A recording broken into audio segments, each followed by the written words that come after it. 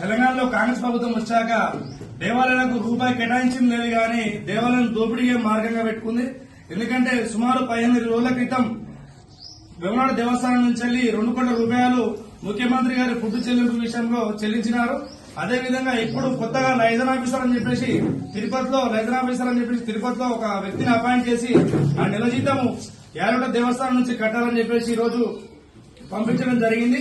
అయితే దీన్ని మేము పూర్తిగా ఖండిస్తున్నాం. ఎందుకంటే మీ ఎమ్మెల్యే ఎంపీలకు సర్పంచ్ చేసే వ్యక్తికి ఈ రోజు యాలగొండ నుంచి మేము ఎందుకు జీతం ఇవ్వాలని సందర్భంగా ప్రశ్నిస్తా ఉన్నాం. దాంతోపాటు గతంలో ఏ విధంగా అయితే రాష్ట్ర ప్రభుత్వం చెల్లించిందో జీతాలు అదే విధంగా అతను మీరు జీతం చెల్లించాలి కానీ మా యాలగొండ దేవస్థానం నుంచి చెల్లించడానికి మేము పూర్తిగా ఖండిస్తున్నాం.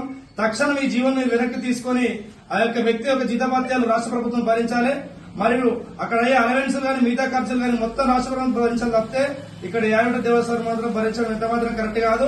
దాంతోపాటు యాలగొండ దేవస్థానం ఎక్కడైతే దత్త తీసుకున్న దేవాలయాలు ఉన్నాయో వాటి పునరుద్ధరించి వాటికి ధూపదీప నైవేద్యాలు ఏర్పాటు చేసే విధంగా చర్యలు తీసుకుని వాటి అభివృద్ధికి తోడ్పడాలి కానీ మీరు ఇలాంటి పనులకు పూనుకోవడం అనేది ఎంతవరకు సబబు కాదు. కాబట్టి ఈ సందర్భంగా ఒకటి డిమాండ్ చేస్తా ఉన్నాం. దేవుని యొక్క సొమ్ము దేవుని భక్తులు మాత్రమే చెందాలి తప్పితే ఎవరు పడితే వాళ్ళ కాదు. కావున మా యొక్క ప్రాంతంలో ఏవైతే టెంపుల్స్ ఉన్నాయో వాటి అభివృద్ధి కోసం ఫండ్స్ కేటాయించండి కానీ ఈ విధంగా చేయడం మాత్రం కరెక్ట్ కాదు. తక్షణం దీన్ని వెనక్కి తీసుకునే సందర్భంగా మేము డిమాండ్ చేస్తా ఉన్నాం.